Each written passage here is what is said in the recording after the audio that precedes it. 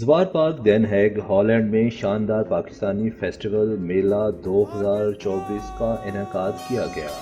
पाकिस्तानी मेला committee की मुंतज़मीन सैयद हसन रजा यून Erech और सैयद एजाज हुसैन सैफी थे। नीदरलैंड में पाकिस्तान के सफीर सल्जोक मुंसर तारिड ने पाकिस्तान फेस्टिवल का इफ्तिताह किया और खिताब करते हुए मुंतज़मीन की काविशों को सराहा और यौम आज़ादी पाकिस्तान की मुनासबत से मुबारकबाद दी। नीदरलैंड और पाकिस्तान के दरमियान दरीना सकाफती तजारती ताल्लुकात और इसमें मजीद इजाफे का जिक्र किया। निजामत के फराइज सैयद एजाज हुसैन सैफी ने अदा किए। नीदरलैंड की तमाम शहरों से पाकिस्तानियों की कसीर तादाद बमाए फैमिली शिरकत की। पाकिस्तान मुस्लिम लीग नून के सीनियर रहनुमा जवेद बट प्यारे, चौधरी फैसल मंजूर, मोहम्मद जवेद इकबाल खोखर, अब्दुल बासित खान, टेक्सटाइल इंडस्ट्री से वाबस्ता जमील अहमद समेत सैकड़ों की तादाद में ओवरसीज पाकिस्तानी कम्युनिटी और नीदरलैंड के अफराद ने शिरकत की। मौसीकी का प्रोग्राम मक्की हफीज